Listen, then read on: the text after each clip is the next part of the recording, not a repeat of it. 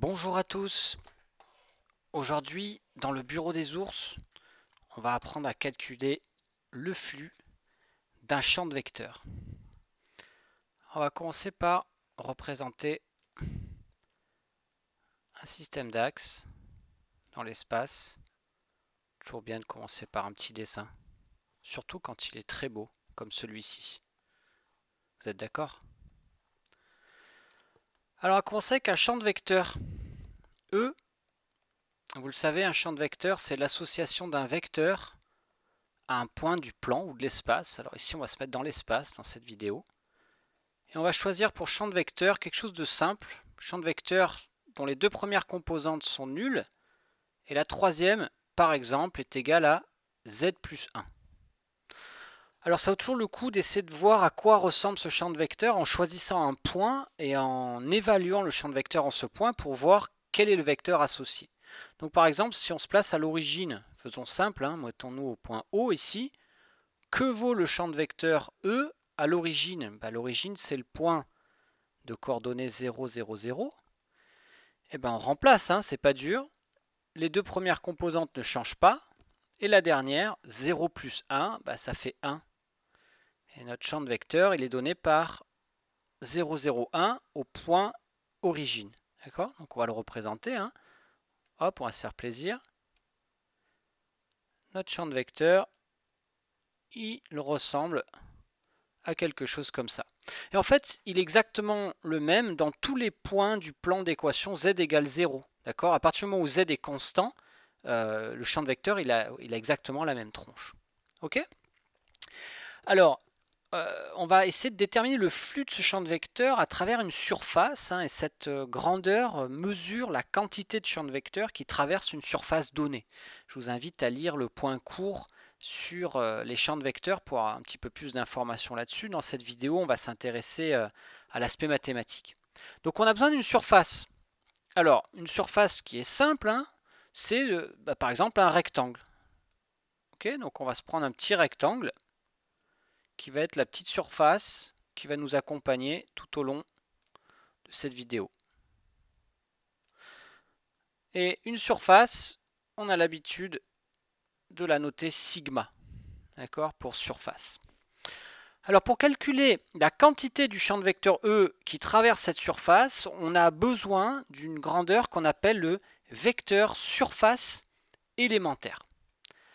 Alors toute surface vient équipée d'un vecteur surface élémentaire. Alors qu'est-ce que c'est? Donc reprenons notre petite surface. La voilà. Alors cette surface, comme toute surface suffisamment sympathique, qui seront toutes les surfaces avec lesquelles nous travaillerons, elle admet un vecteur normal, c'est-à-dire un vecteur qui est orthogonal à tous les vecteurs qui sont dans la surface, ou bien dans un point local dans lequel la surface peut être assimilée à un plan. Ici, c'est le cas. La surface, c'est un bout de plan, donc il n'y a pas de problème. Et vous conviendrez que un vecteur normal à cette surface, c'est par exemple ce mec-là. D'accord? On va l'appeler n. Alors j'ai choisi de l'orienter vers le haut, j'aurais pu l'orienter vers le bas. Une surface vient toujours avec deux possibilités d'orientation. CF, le cours de maths et abstrait, quand on calcule des aires orientées. C'est exactement la même notion. Une surface peut être orientée avec un vecteur normal pointant vers le haut ou vers le bas. C'est une question de convention. J'ai choisi de l'orienter vers le haut. Ceci me donne une lecture des angles dans ma surface, dans le sens horaire ou trigonométrique. D'accord? Donc là, ma surface est orientée à partir du moment où on choisit un vecteur normal. Alors le vecteur surface élémentaire qui nous intéresse, c'est plus qu'un vecteur normal.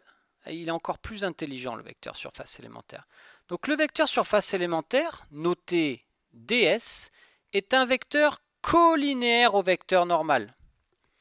Et le facteur de collinéarité, c'est une grandeur qu'on appelle ds. ds, attention, c'est pas un vecteur. ds ici, qu'est-ce que c'est?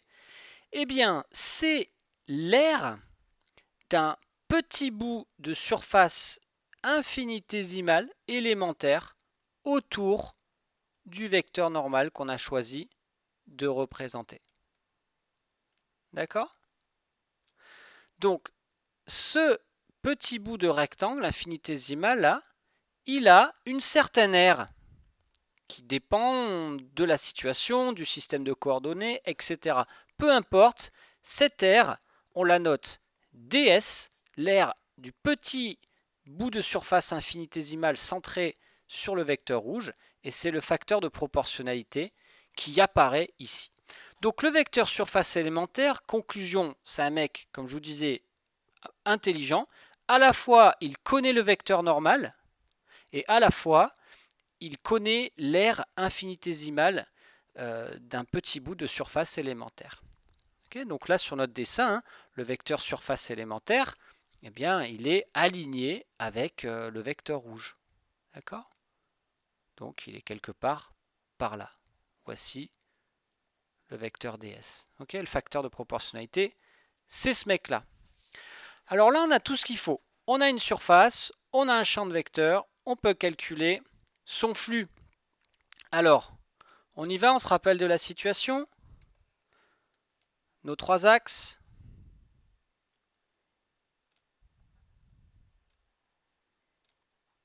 Notre champ de vecteur E. Et notre surface, qui est le petit rectangle vert que l'on va représenter.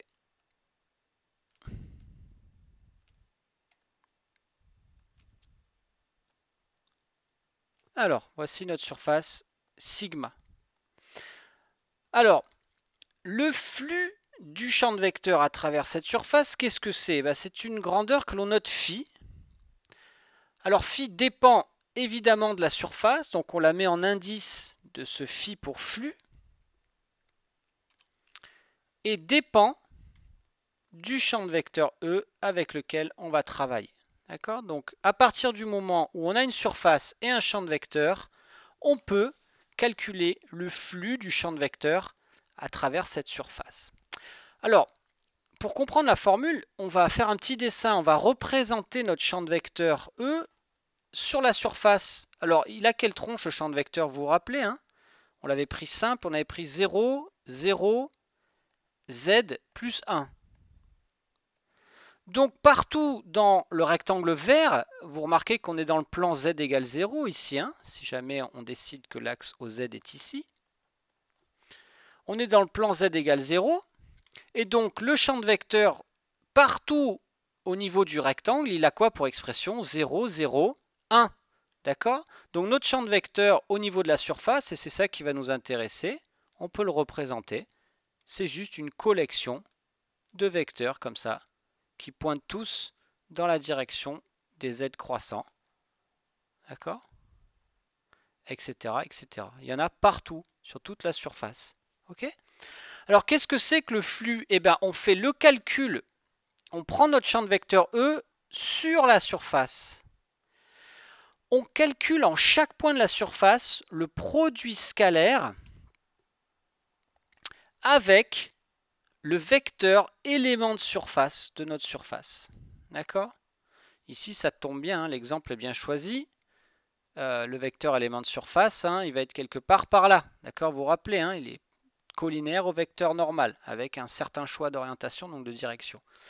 On fait le calcul de ce produit scalaire en un point de la surface, puis en un point à côté, puis en un point à côté. Partout sur la surface, on va calculer ce produit scalaire, et ensuite on va faire la somme de toutes ces valeurs. Alors qu'est-ce qui fait la somme ici? C'est une intégrale, d'accord? Sauf que, attention, on est sur une surface, et une surface est définie par deux paramètres, deux coordonnées, et donc ce n'est pas une intégrale normale, c'est une intégrale que l'on appelle une intégrale double. Alors pas de panique, c'est pas très compliqué, ça veut juste dire qu'il y a deux variables sur lesquelles on va intégrer. Donc ça, c'est la formule avec laquelle on va travailler, et dans le reste de la vidéo, on va simplement développer une méthode pour faire ce calcul. Ok? Donc voici la grandeur. Donc, première étape de la méthode, qu'est-ce qu'on fait? On s'intéresse au vecteur surface élémentaire. C'est la première étape. Ok? Alors, on a notre rectangle.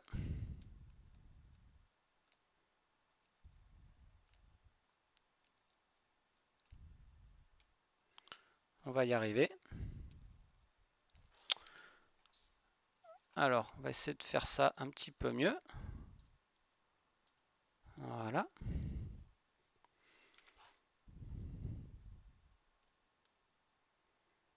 Voici notre surface. Alors, le vecteur ds, le vecteur surface élémentaire, qu'est-ce qu'il vaut? Alors, ça vaut le coup là de remettre nos axes, parce qu'on va avoir besoin d'orienter des choses. Ça, c'est l'axe OX.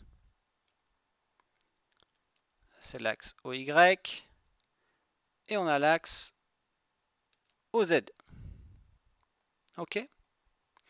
Alors, le vecteur normal à notre surface verte, bah, il est où? Bah, peu importe, hein. Mais il va avoir une tronche à peu près comme ça. Il va pointer dans la direction de l'axe OZ, soit orienté vers le haut, soit vers le bas, peu importe. On va l'orienter ici vers le haut, c'est un choix, mais c'est un choix sur lequel simplement il va falloir s'y coller. Alors, notre vecteur ds, notre vecteur surface élémentaire, vous vous souvenez? C'est un facteur de proportionnalité fois le vecteur normal. Alors ce vecteur normal ici, je dis le vecteur normal, il y en a plusieurs, mais un vecteur normal en général est choisi pour être unitaire. Donc là, quel est le vecteur normal ici dans cette direction qui est de longueur 1, étant donné notre système d'axes? Ben, il n'y en a pas 100 000. Notre ami n, c'est rien d'autre que le vecteur EZ qui porte l'axe OZ. On est d'accord?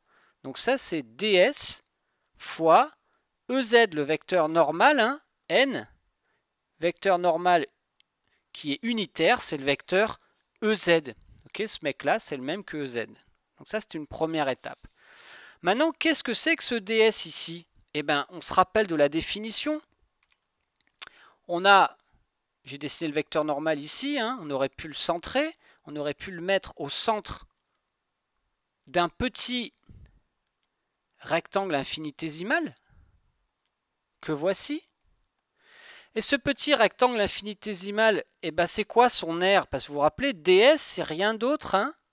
Ce mec-là, là, c'est l'aire du petit rectangle infinitésimal. C'est quoi cette aire? Eh ben, c'est quoi l'aire d'un rectangle? Ben, c'est longueur fois largeur. On est d'accord? Et c'est quoi une longueur infinitésimale dans la direction de l'axe OX? Ben, c'est un petit déplacement qu'on a l'habitude d'appeler dx. Et la largeur, c'est un petit déplacement dans la direction de l'axe OY, qu'on a l'habitude d'appeler dy. On est OK?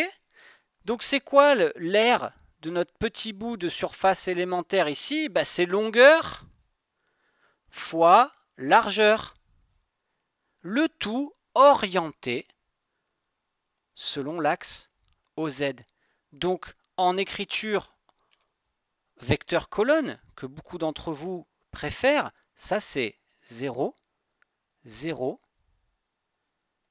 dx, dy. Voilà notre vecteur surface élémentaire. On va le dessiner quand même, non? On va se faire plaisir. Hop.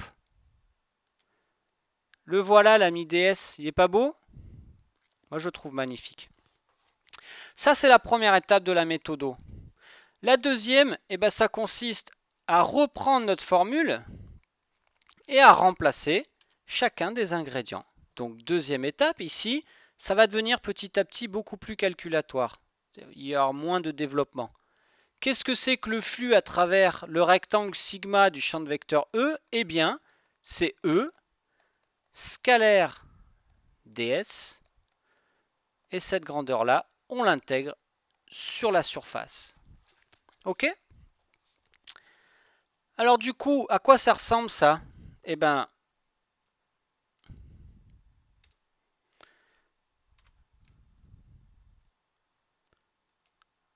un petit rectangle.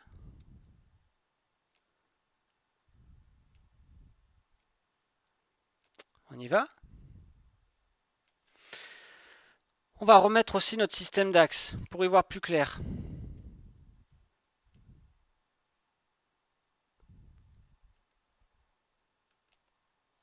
Voilà. Et là, ça va être important de bien voir que ceci c'est l'axe OX, l'axe OY et l'axe OZ. Vous vous souvenez de la tronche de notre champ de vecteur? Partout dans la surface, il est comme ça. D'accord? Alors là, ce qu'il faut bien comprendre, dans cette formule, on va simplement remplacer ces deux grandeurs ici. Il n'y a rien de mystique. On a une formule, on va remplacer chacun des termes. Mais ce qu'il faut bien faire gaffe ici, et c'est là que j'attire vraiment votre attention là-dessus, c'est que ce champ de vecteur là, il est un peu con. Il faut lui expliquer qu'il doit être sur la surface. Sinon, lui, il est défini partout dans l'espace. Ici, on veut qu'il se cantonne à la surface, parce qu'on veut intégrer ça sur la surface. On veut qu'il soit ici, là. D'accord? Et qu'est-ce qui caractérise cette surface-là? D'accord? Eh bien, qu'est-ce qui la caractérise? Eh bien, on a un x qui varie entre une valeur et une certaine valeur. Donc, je ne sais pas, on va fixer les dimensions là, pendant qu'on y est, tiens. Donc là, je ne sais pas, on pourrait imaginer que ça, c'est la valeur x égale 1, que là, c'est la valeur y égale 2, d'accord? Donc, cette surface jaune, elle est caractérisée par quoi? Eh bien, par le fait que x, il doit se balader entre 0 et 1. On est d'accord ou pas? On est là? Y, il va se balader entre 0 et 2. Et z, il est où? Eh bien, z, il est forcé à être égal à 0. D'accord? Bon, ben ça, il va falloir l'expliquer à ce champ de vecteurs. D'accord? Il faut l'aider un petit peu, encore une fois. D'accord? Il est un peu ballot. Alors, du coup, on y va, on remplace, on se fait plaisir. Le champ de vecteurs, vous vous souvenez de sa tronche? 0, 0, et là on avait z plus 1, vous vous souvenez?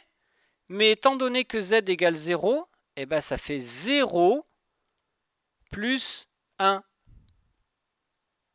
Ok? Produit scalaire avec le ds.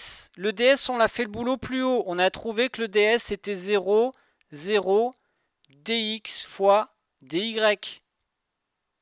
On est ok? Ben maintenant, cette double intégrale, là, pareil, et elle aussi, il faut lui expliquer où est-ce qu'elle doit bosser.